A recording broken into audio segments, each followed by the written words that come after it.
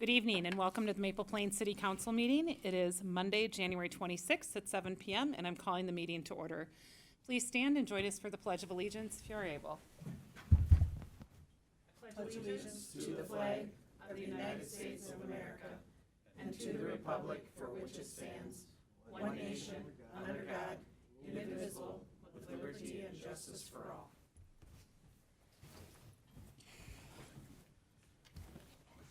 I am looking for a motion to adopt this evening's agenda. I'll make that motion. Moved by Francis, I'll second that motion. second by Burek. Any further discussion or questions? Hearing none, all in favor, please signify by saying aye. Aye. Opposed, same sign. Ayes have it, 5-0. First item of business this evening is visitors to be heard. Mr. Larson, do we have any? We do not. Okay, any visitors? All right. Next item of business this evening is our consent agenda. Thank you, Madam Mayor. I'd like to offer an amendment to item E for the 2026 Street Projects Improvement Hearing Meeting Minutes, specifically under Bill McGarry's statement during the public hearing for the downtown street project. There should be an additional sentence to that commentary. Bill did express support for the closing of the Highway 12 access on Budd Avenue and noted the numerous accidents and near misses in that intersection. Thank you, Mr. Larson. With that addition, I'm looking for a motion to approve the consent agenda, which includes December 15th, 2025 City Council Workshop Meeting Minutes, December 15th, 2025 City Council Business Meeting Minutes, January 12th, 2026 City Council Special Business Meeting Minutes, January 12th, 2026 City Council Workshop Meeting Minutes, January 20th, 2026 City Council 2026 Street Project Improvement and Public Hearing Meeting Minutes, and Pheasants Forever Great Water Chapter 0985 LG 220 application for exempt permit. I'll make that motion with the corrections to the minutes. Moved by Burek, Second. second by Francis. Any further discussion or questions?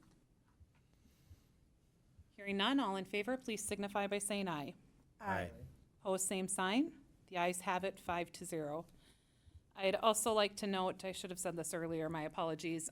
Administrator Schillender sends his regrets. He is out very ill this evening, so did not want to share his germs with us. So thank you to our assistant, City Administrator Larson, for stepping in to fill in this evening. It is appreciated. All right, with that, we'll get back to the agenda. Item number 7, accounts payable. Before us this evening, we have city bills for year ending in 2025, and then we have the city bills is for 2026, the street project, and the bond payment. Does anybody have any question on any of those? All right, seeing none, I am looking for a motion to approve all accounts payable, including city bills for year 2025, city bills January 26, street project, and the bond payment. So moved. Moved by DeLuca, I'll second. second by Burek. Any further discussion? Any questions? Hearing none, all in favor of approving the city bills, please signify by saying aye.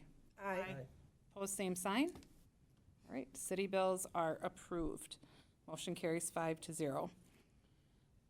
Next item of business is our staff reports, and this is our quarterly staff reports, so they are in person this evening. And from the fire department, former Chief Dennison sends his regrets. He has a very important training that he needed to be at, but his report was submitted in our packets. If anyone has any questions, we can get those to staff and they will follow up. But also just want to thank the fire department and especially Chief Dennison for the leadership during the transition. And we are now officially part of the West Suburban Fire District. So going forward, we will be receiving reports from them. All right, next, our staff report is from West Hennepin Public Safety Director, Chief Matt DeRose, and we will turn it over to you, Chief. Thank you, Honorable Mayor and members of the council. Included in your packet is the December 2025 monthly activity report for West Hennepin Public Safety. I would like to call your attention to a couple things included within that activity report. And I'm certainly happy to answer any questions or address any comments or concerns that you may have. Really looking at it from a year-to-year standpoint, you can see for the city of Maple Plain, we handled about 400 more incidents than in 2024. If you look closely, a lot of that, nearly 75% of that increase is traffic related. So just a lot more active traffic enforcement and education by our West Hennepin police officers, which I certainly appreciate. We're seeing that really across the board. Just to mention, even for the city of Independence, there was 400 more traffic stops. So an increase of 700 traffic stops in a calendar year is pretty impressive and something that I am proud to report on. That is not all about citations, not about arrests. It's about education and addressing some of the dangerous behaviors that we're seeing out on the road and getting those corrected. So that contributes to a significant portion of the increase. I would also mention that there are some criminal matters that we're seeing in 2025 increased over 2024. A couple of significant crimes in the city of Maple Plain, including the shooting in late December. That investigation is still active. We had tracked down and worked through some initial leads on that. That didn't pan out, but that doesn't stop our investigation. We've got additional evidence that we're processing and trying to gather and work through that so we can determine who is responsible for that crime. Just at this time, we don't have anybody in custody. We have not made any arrests on that, but it is still very much an active investigation. This will be the last activity report that you see in this format forever. In 2026, we will present a new activity report, give it a little bit of a refresh, and actually bring it into, it'll look more like the reporting that we actually do with the BCA and the crimes and the categories and things like that. So certainly credit to the tradition of this monthly activity report, going back a couple of chiefs, but we're gonna give it a little bit of a refresh and be able to tell a little bit of a different story, not just the calls for service and the incidents, but also really find a way that we can talk about all the good things that we're doing outside of that, the community engagement and the education and the meetings and things like that too. So that is the monthly activity report for the month of December. Again, I'm happy to answer any questions that you may have. I do have a couple other things to mention, but I certainly want to make myself available for any questions that you may have. Questions for the chief regarding the report? Councilmember DeLuca. You mentioned, Chief, that there's the behaviors within the city of Maple Plain that you're trying to help educate. What trends are you seeing? One of the big ones is there's a couple of stop signs in town, one near Rainbow Park that was, we get good reports and communications from citizens, but also speeds. And then for a while there, with the hawk signal being out, we wanted to make sure that we were visible in that area and just addressing some of those. Speed is always going to be an issue all over the city, all over the state. That's just a national trend, so we want to make sure that we're addressing that too. But we also had, in my time here, just the couple of big TZD waves addressing distracted driving and being out on Highway 12 especially. Officers have found a couple of good places to watch for those behaviors and address those. And we don't publish the number of citations, but I can tell you that citations are written when they need to be written, but really those stops and those contacts are about the education part of it first and foremost. Not everybody deserves or needs a ticket, people that do get them, but sometimes a good conversation and discussion is, the best thing. We appreciate that. Yes. Any other questions for the chief? Chief, did you want to share your other things? So two other events, we kind of talked about one here beforehand. This Saturday, I am proud and excited to report that West Hennepin Public Safety will be polar plunging for the first time down out of Surfside Park in Mound. I am excited, going on close to 20 years for me doing this in a row. I'm excited. When I brought it up, there were a couple people that actually, absolutely jumped, pun intended, at the idea of doing it. There are a couple people that we had to convince. There are some fears that we're going to be conquering, and we've got some good support along with us. So I'm excited about it. It is a wonderful event. It is a great way to raise money for a very worthy cause. Special Olympics and law enforcement go back years and years and years, the partnership that we have with them through the torch run. and all the other ways that we can help raise money for the athletes to participate. So I'm excited about it. The team is excited about it. And it'll be a good way to represent West Hennepin in our efforts to help Special Olympics. So that's Saturday. On Monday, February 2nd, we're hosting a recognition event, part of which we need to catch up on some swearing-ins, swearing-ins, however, whatever the good proper English would be. 3 officers, Micah, Dan, and Avery, and then Sergeant Sean Ebling. They've all been sworn in. They're all, legitimate law enforcement officers, but this is really the formal ceremony and recognition of it. But we also want to add a little bit of recognition to some of the other great work that was done in 2025. Obviously, some new faces joined the department, some faces left the department, and just recognizing that. And certainly an opportunity to get together and have some cake too, so. And that starts at 6:30, That will, correct? 6 o'clock. 6 o'clock. 6 o'clock on Monday, February 2nd at Independence City Hall. And then one final thing to mention, it is on everybody's mind. It is front and center every time you turn on the TV or click onto social media, but just want to acknowledge the immigration enforcement in the area. We have not partnered with, we haven't actively worked with any of the immigration enforcement, but we are aware of some enforcement or some investigations in the communities that we police.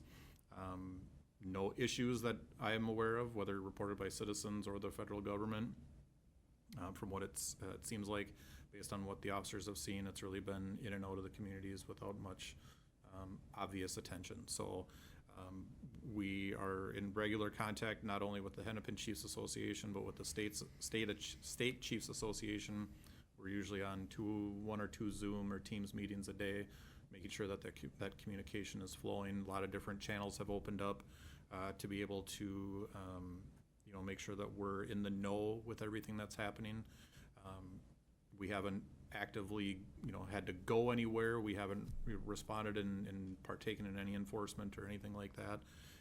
But the chiefs are all aware of it, and we're all here to work together as a team as best we can, and we'll support anybody that we can that needs it, just as I would expect other agencies would come to our communities and help us. So that's really the status of where we're at.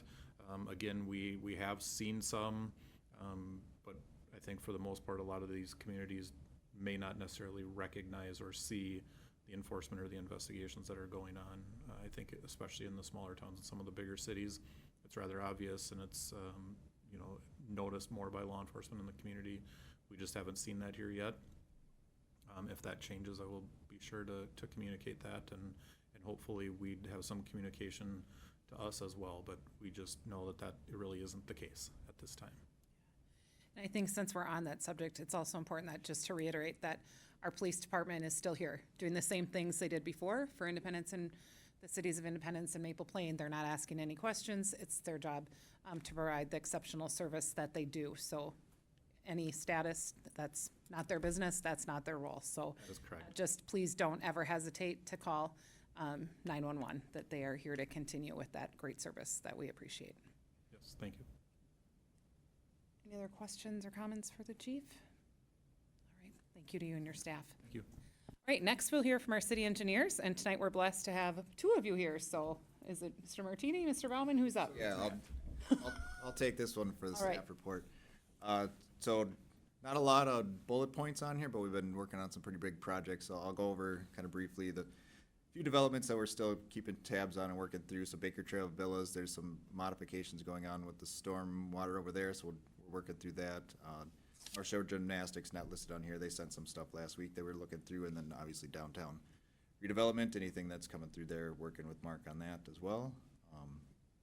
Continued review of any grants that might be available. We'll talk a little bit more later about some I&I grants with Met Council. Worked on cost estimate for the City of Medina interconnects. And then we're still getting some trickle through people coming through with lead service line reports, so helping them get that done. And then another thing that'll be on the agenda later is lead service line replacements for the known lead and galvanized services. Working through a project for that. And then we also talked at the last workshop about warming house improvements and some drainage work over there. Then as far as the street projects, we've held a couple meetings, open house and preliminary hearing for the two different street projects, the downtown reconstruction and the industrial street improvements. And then and taking some feedback from those meetings and talk more about that later as well. I think that's it. All right, thank you, Mr. Baumann. Any questions for engineers at this time? All right, great. In our packets, we have reports from Mr. Medina with Public Works and People Service, and from our city planner, Mr. Cultus. So those have been submitted in writing. Does anyone have any questions regarding those two reports that we can share with Mr. Larson to get to staff? Okay, hearing none, we will move on to our administration and finance report, and Mr. Larson is gonna fill in on that a little bit. Thank you, Madam Mayor, Honorable Council. A few key highlights from Jacob's report. The transition to the West Suburban Fire District officially took place on January 1st. This has resulted in the city no longer employing 20 firefighters as a part of the consolidation. One of the long-term firefighters, Scott Hartman, retired after 24 years of dedicated service to Maple Plain. Throughout December, significant work continued with PARA and the Fire Relief Association. Just like Matt Baumann had just stated, considerable planning continues on the next phase of the downtown redevelopment. A revised building plan was submitted to the EDA during the January meeting for review. Continued work on the 2026 enterprise fund budget has taken place over the past month. And then also preparation for the city's 2025 audit has officially begun with meetings scheduled with the city auditor. With that, I will stand for any questions from the council. Any administration questions? All right, hearing none, I'm looking for a motion to receive all staff reports as submitted and in person this evening. I'll make that motion. Moved by Francis, I'll second that motion. second by Burek. Any further discussion or questions? Hearing none, all in favor, please signify by saying aye. Aye. Opposed, same sign. The ayes have it, 5-0. Next item of business this evening is old business, and this is Resolution 2026-0126-01, the ordering of improvements and preparation of plans for Industrial Street. And I'm going to turn that over to our engineer, Mr. Martini. Yes, thank you, Your Honor, members of the council. This is just continuing down this road of the process that we follow for these street improvement projects. We have two separate projects that we're looking at, and last Tuesday we had public hearings for both of them. So the improvement portion of the project was completed last week. I won't go into the detail that we went into at the hearing, but please ask questions or ask me to clarify anything if I'm being too general. But just for those who aren't or haven't been following the project, it was back in October 27th when the council kicked off this project by ordering a feasibility study, starting with the project to analyze the improvements on Industrial Street between Bud Avenue and the cul-de-sac on the east end of that road. The existing pavement and water main infrastructure elements within the project area were evaluated as part of the report and provided descriptions of the proposed improvements, itemized cost estimates, cost apportionments, and preliminary assessment role. The improvements that were identified for industrial were, excuse me, I'm just kind of skipping through here.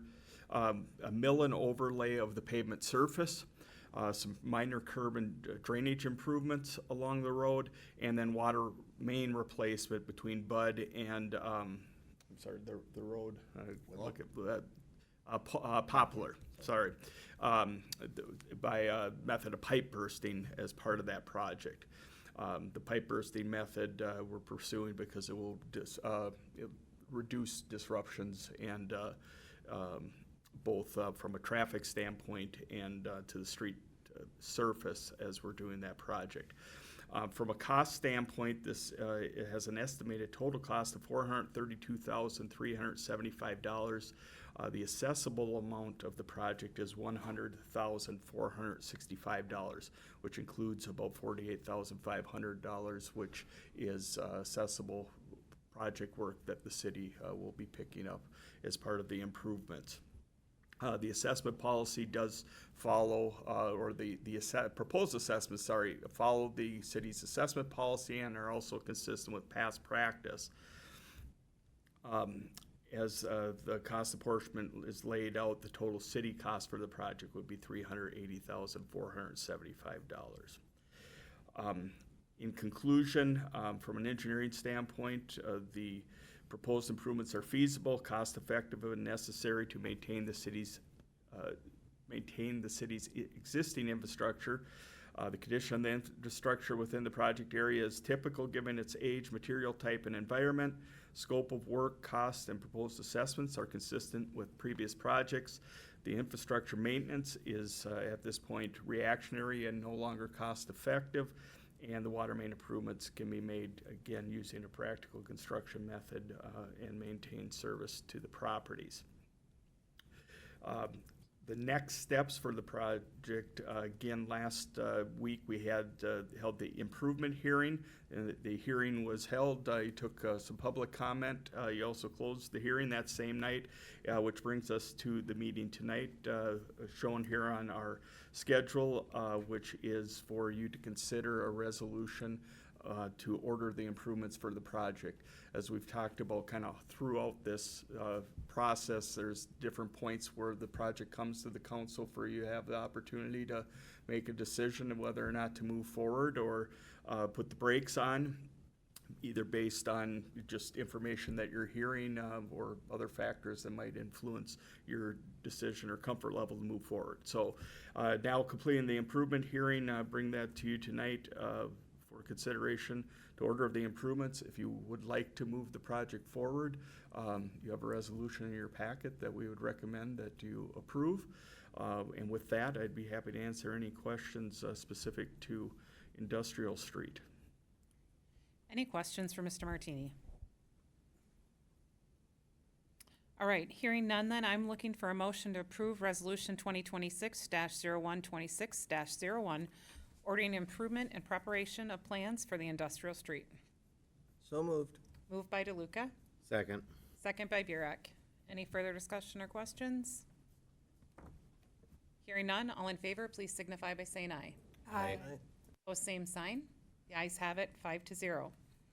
Next item of business this evening is Resolution 2026-0126-02, ordering improvement and preparation of plans for the downtown street project, and I'll turn that back over to Mr. Martini. Great, thank you.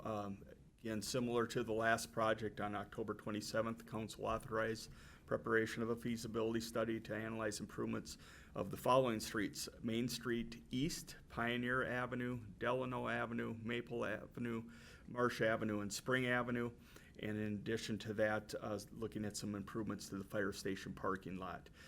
Again, all the existing infrastructure elements within the project area were evaluated as part of the report, which provides descriptions of the proposed improvements, itemized cost estimates, cost apportionments, and preliminary assessment role. So the proposed improvements for this project area are a full reconstruction and mill and overlay for portions, and then water main replacement and services in the right-of-way of the reconstructed streets, proposing a water main loop to complete the water main down Main Street to loop up with a water main that's in Pioneer. Sanitary sewer main and services replaced within the right-of-way, replace and add storm sewer, the addition of a stormwater quality treatment basin on the west end of the project, replace and add some sidewalk within the project area, which would include a connection of a trail on Pioneer Avenue. Streetscaping around the development, proposed redevelopment area, lighting, and bearing power around the redevelopment block. Again, those improvements then, when you look at it from a full reconstruction, that includes Main Street East, Pioneer Avenue, Delano Avenue, and Maple Avenue. And then mill and overlay portion of the project is Spring Avenue and Marsh Avenue. Project also proposes to remove the portion of Bud Avenue from Main Street to Highway 12, which would allow that intersection on the south leg of that intersection at Highway 12 to be closed. It's an area that has had some safety concerns over the years that we're looking to make an improvement there. Parking is also included in the project area. Move forward here to the project cost again. Total estimated cost for this project is $5,895,745, which includes then an accessible portion of $1,669,821, which includes city cost in that accessible portion of $877,649. Again, those assessments were calculated based on the city's assessment policy and is consistent with past practice on previous projects. So in conclusion, from an engineering standpoint, the proposed improvements are feasible, cost-effective, and necessary to maintain the city's existing infrastructure. The condition of the infrastructure within the project area is typical given its age, material type, and environment. Scope of work, costs, and proposed assessments are consistent with previous projects. Infrastructure maintenance is reactionary at this time and no longer cost-effective, and the improvements can be made using traditional construction methods. So again, looking at the project schedule, we're at the point in the process where you're being asked to consider a resolution to order the improvements if you wish to move the project forward. With that, I'd be happy to answer any questions you have. Any questions for Mr. Martini? Councilmember DeLuca. I have one. And it involves the access with Bud Street closing. The library is currently accessed off of that, and I think currently 5210 Main accesses off of that. Although our maps don't necessarily show where access points are, am I correct in assuming that access would then be from Main Street on those properties? Yes and no. For sure, where access can be provided on Main Street, we would look at that. But also during the design, there's that parking lot at the library as well, that whether or not there needs to be more of a driveway or something in that little portion of Bud Street. Not all the way through there, but if there's a connection that would be needed for the library, we would kind of work those details out in design. So we know there's some access details that need to be worked out there that we don't have just yet, but we're aware of kind of the And there certainly would different- be access to 5210. yes. Thank you. Not necessarily the same access that was there before, but access will be provided. Thank you for that clarification. Any other questions?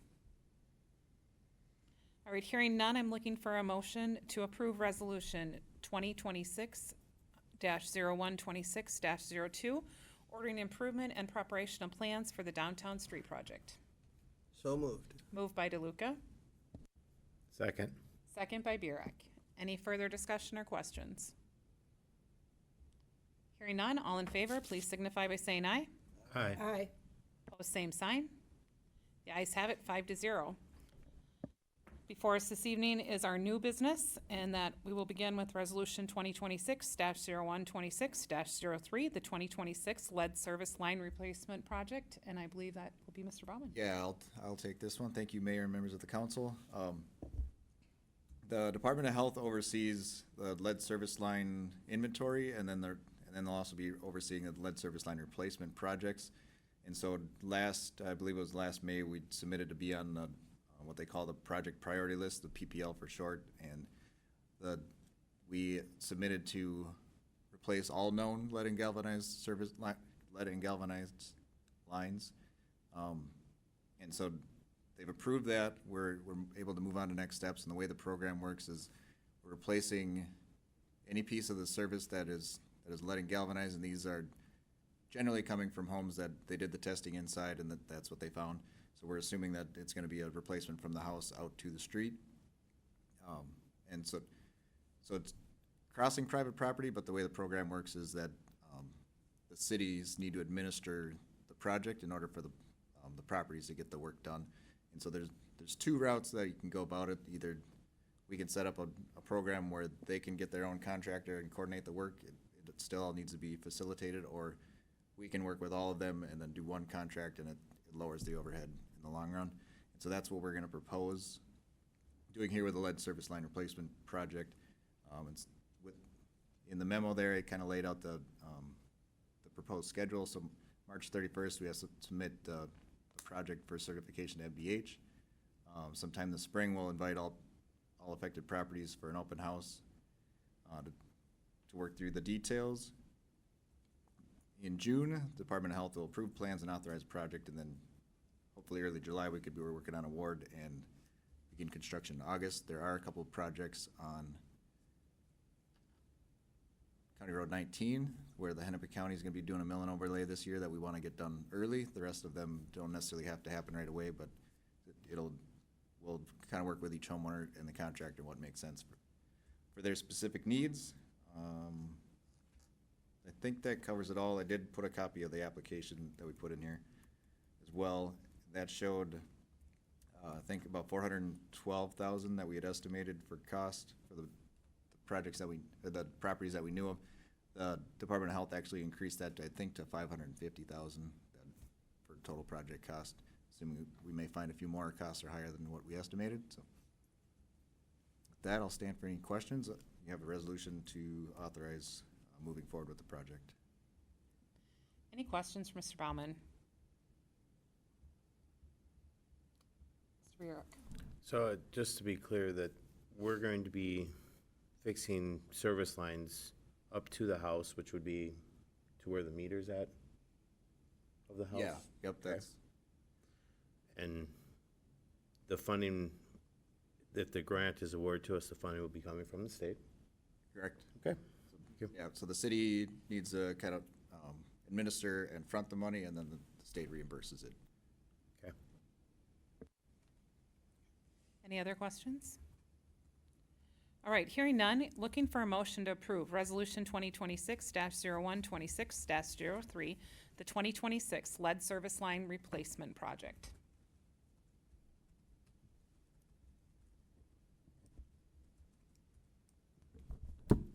I'll make that motion.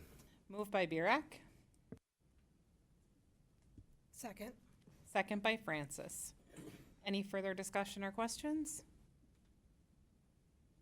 Hearing none, all in favor, please signify by saying aye. Aye. Opposed, same sign. The ayes have it, 5-0. Next item of new business before us this evening is Resolution 2026-0126-04, the INI grant application authorization, and I will turn that over to Mr. Baumann as well. Thank you, Mayor and members of the council. So every 2 years, Met Council Environmental Services holds a grant application for reducing inflow and infiltration, also known as INI. And so cities are allowed to apply for that based on work that they're doing, so either replacing sewer lines, lining sewer lines, replacing manhole castings, things of that nature that are gonna reduce the amount of rainwater that's getting into the sanitary sewer system. And so we're proposing to do that. Applications are due actually at the end of the month here. And then it's for any work that's done over the next 2 years, and then we need to submit it by the following March. Typically, you're gonna get awarded up to $50,000, and then there's a certain pot of money that they have, and then every other city that submits, they'll prorate the amount that work that we do compared to the other cities, what's left of the grant that they have available. So it should be 50,000 plus, maybe 10,000 or 15,000 that we'd get back for that type of work. So I'll stand for any questions. Any questions for Mr. Baumann? Okay, hearing none, looking for a motion to approve Resolution 2026-0126-04, the Met Council Environmental Service INI grant application authorization. I'll make that motion. Moved by Arvizo, I'll second that motion. second by Burek. Any further discussion or questions? Hearing none, all in favor, please signify by saying aye. Aye. Opposed, same sign. The ayes have it, 5-0. All right. Next before us this evening is our council reports and other business. Would you like to kick us off, Councilmember Arvizo? Sure. A second, I had something I was going to. Yep. All right. Quite ready for that. Yes, so mine's kind of short and sweet, but as you probably are aware, I'm commissioner for Lake Sarah Pioneer Creek Lake Sarah Watershed. It's a cumbersome name. Just so you're aware that the Minnesota Pollution Control Agency has kicked off this week to be Salt Awareness Week. So it's basically, if you are, they're going to have some programming and some information on the, and there's the acronym, right, the Minnesota Pollution Control Agency website. So if you're interested, I highly recommend you looking at it. But all in all, it says, please use as little minimal salt as possible during these times. I know y'all want to go out there and just dump it all out there because it's, because of the weather, but do remember that, what goes on the ground will go into our watershed. So there's that. And then something more close to home here for Maple Plain is that the North Shore Gymnastics came and discussed their proposed construction of their new gym. They'll be next to Pro Labs here in Maple Plain, and part of the construction, or they have to go through watersheds before they can begin construction, and we had approved them.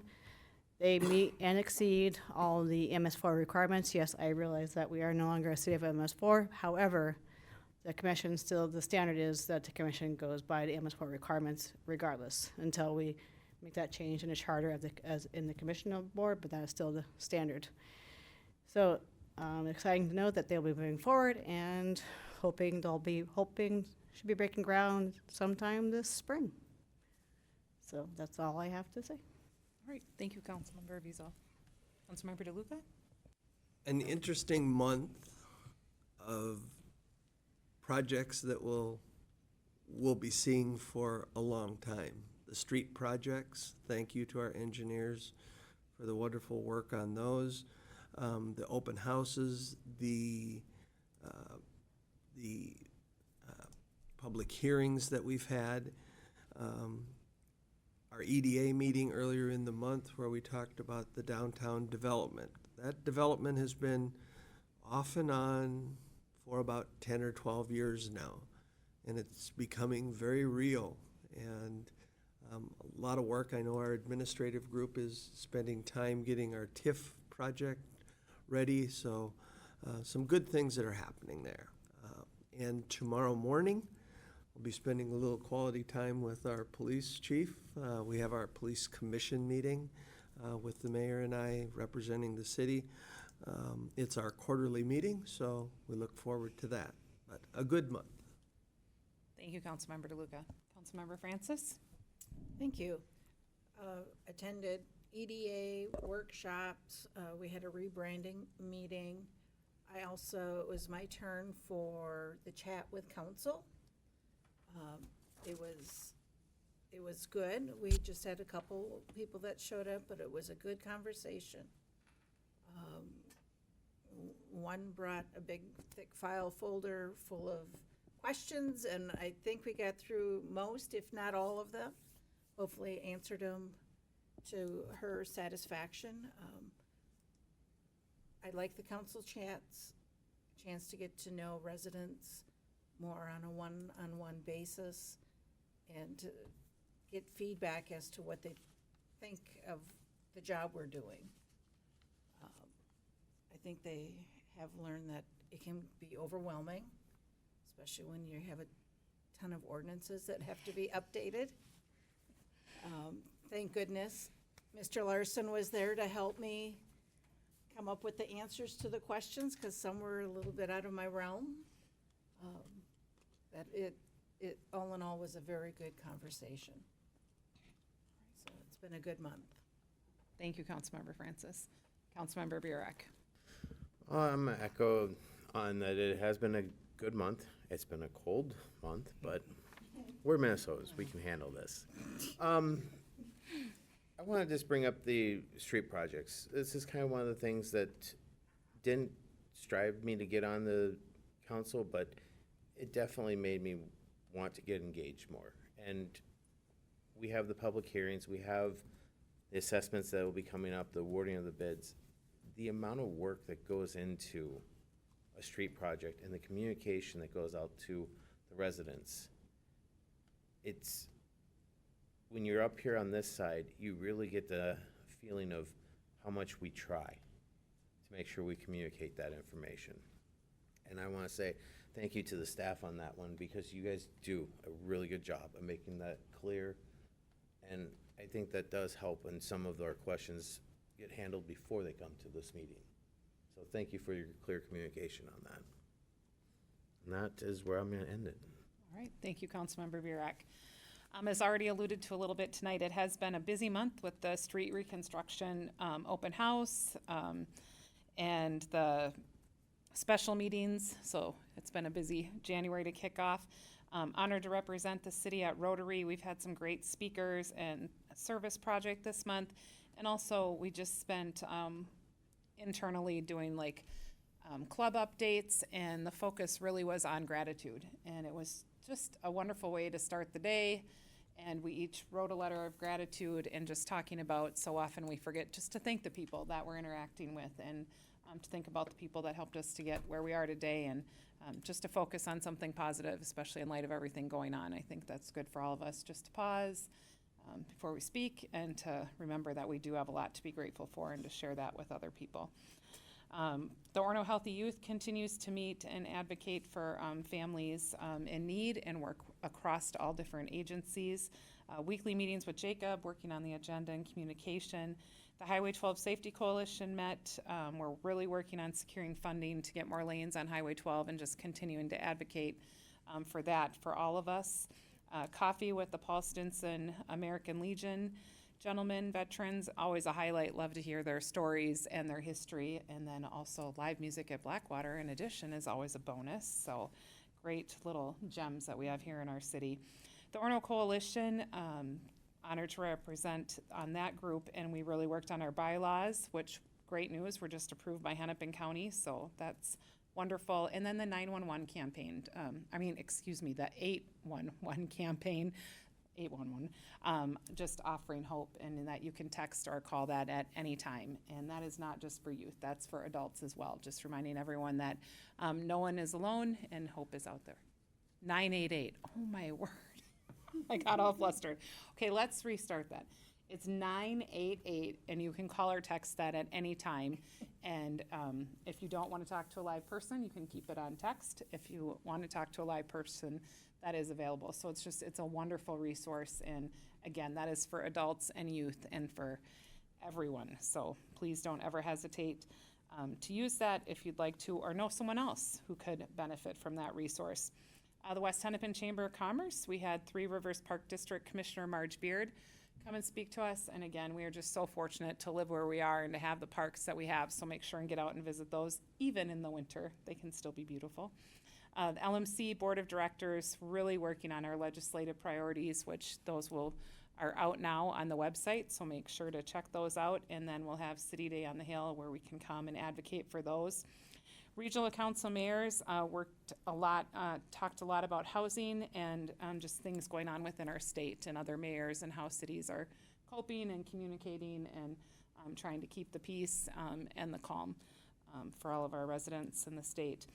Northwest Hennepin League municipalities, we had city updates and worked on our speaker schedule. As Councilmember Francis mentioned, rebranding group met, working on signage, and excited to hopefully bring that back to council soon to get something approved and taken care of. Attended a veterans benefit program at Haven Homes with Christy Jango from Hennepin County, and again, just watching those veterans light up and hear their stories is just encouraging. Last week was able to attend the Criminal Justice Coordinating Committee down at Hennepin County. Went down with Police Chief Warner from Maple Grove. And the presentation was about AI and law enforcement and really encouraging all of us as cities and law enforcement agencies to look at our policy, what's approved, what's allowed, what's not. So you know what your staff is doing, and so you know what is acceptable and what isn't. So it was a great presentation, learned a lot. And then there's always the emails and the phone calls and the time spent with residents, which is usually pretty enjoyable.